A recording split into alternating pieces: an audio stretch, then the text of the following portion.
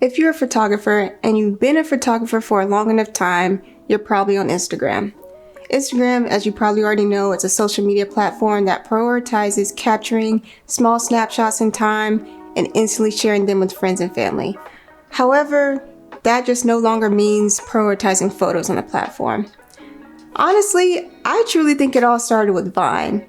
And if you are old enough to know what Vine is, Vine was this platform where you could share 6-second videos and people were making cinematic, comedic masterpieces, right? And so when Instagram was bought by Facebook, they probably just were like, off top, we have to get in on this action.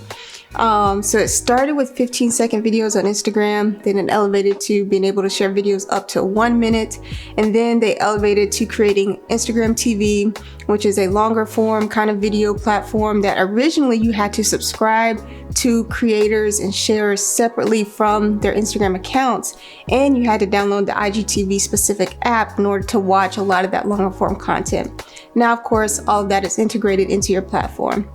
And then somewhere along the way, we got Instagram stories and reels. So clearly it's a very video centric platform right now in this moment. And somewhere, I guess, like I started seeing that turn of events when Instagram TV was getting more popular, and people were blowing up, going viral on Instagram TV. And I just wasn't really interested in sharing longer form content in that way. And I just felt like it was kind of a hassle, truly, if you are a creator, a filmmaker, a videographer of any kind, to kind of share things that are longer than 1 minute from your phone specifically. Going back to us creators and photographers that started on this platform with the hopes of, garnering clients and getting the word out there about our work, we've been asking Instagram for a lot of features for a long time, and they just simply have not listened.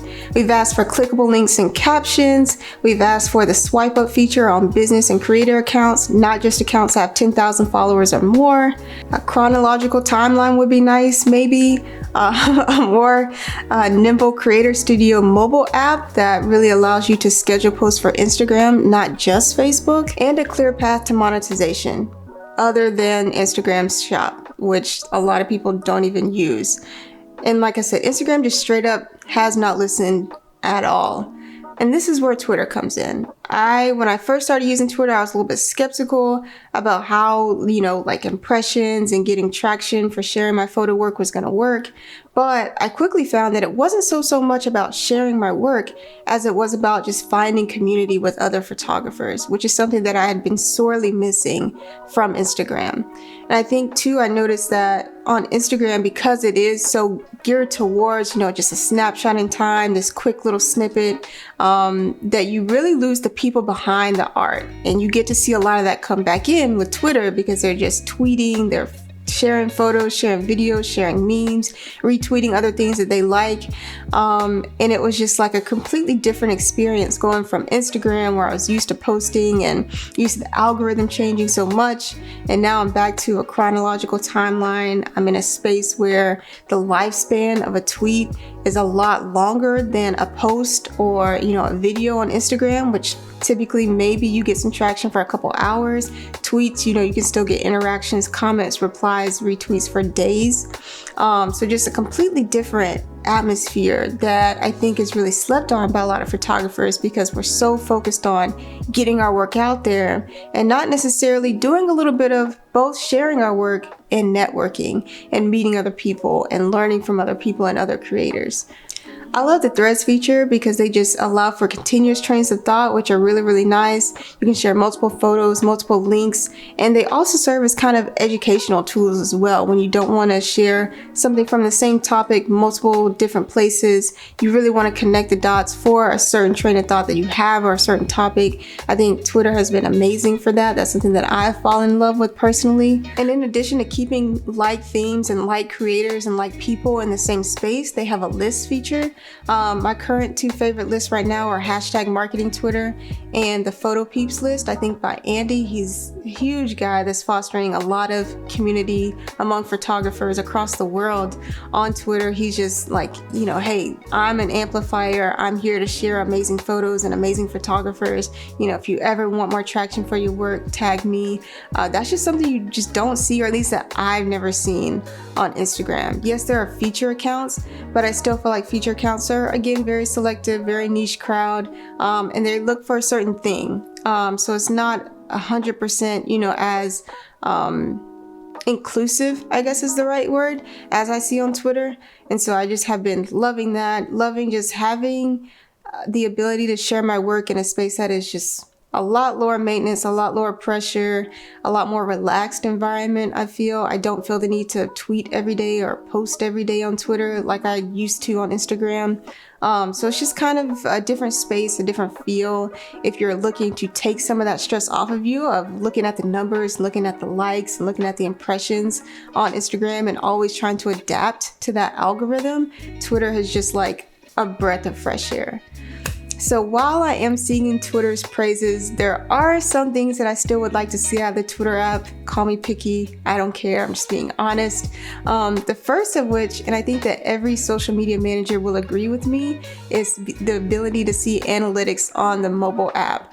I mean, that would just be, to me, an incredible addition. They're doing everything but that. I'm not gonna say add an edit button because I know people have been screaming about that for ages. I really don't think that's gonna happen because, again, in some ways, like Instagram, Twitter is geared towards just like sharing things in the moment. It's kind of like news, you know what I mean? So things that are happening right now, things that are top of mind to you that you're just sharing.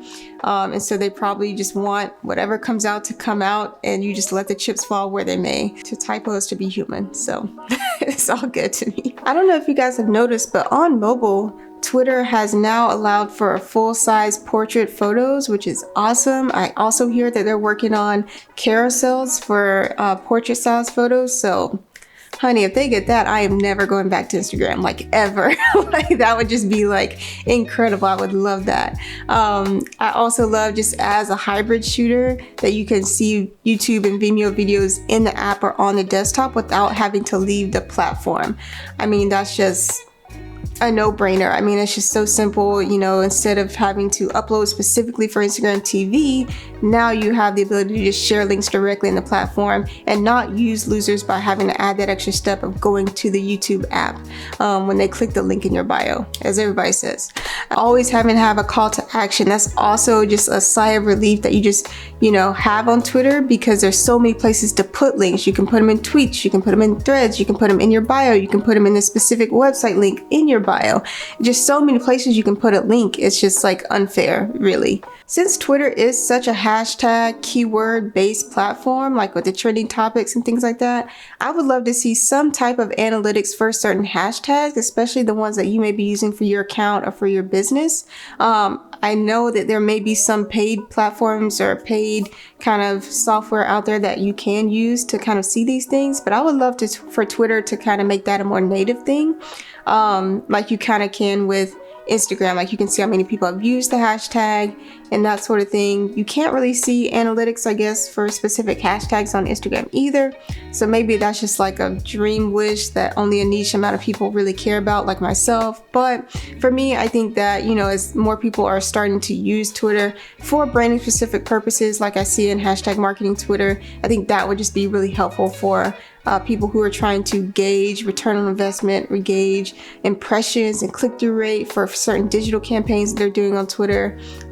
There would just be a lot more clarity in like what's working, what's not working, what people are responding to, how much traction you're able to gain in a certain time frame, all those types of things. I think that would just be really helpful. In ragging on Instagram, I did fail to mention that I do still use Instagram semi-regularly through their stories. I do love posting stories on a regular basis. And with that being said, I would love for Twitter to have a more robust analytics as it relates to fleets. So fleets are kind of the new Snapchat-esque feature on Twitter. And, I would love to see how many people are watching it, how many people are clicking through, how many people are clicking on something that you posted in your story, just something like that. Because right now there's nothing. It's only, you're only getting analytics on your tweets, which is fine. But again, fleets, they are media. They are something that, again, if I could replace the amount of engagement that I get on Instagram stories on my Twitter fleets, you would never see me on the app. You would never, ever see me. Sorry.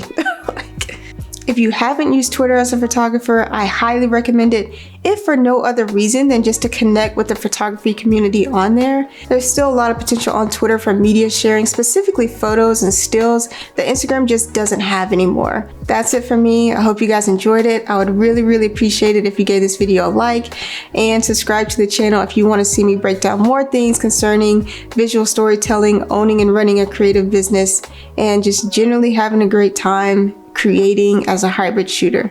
So thank you so much. I'll see you guys in the next one.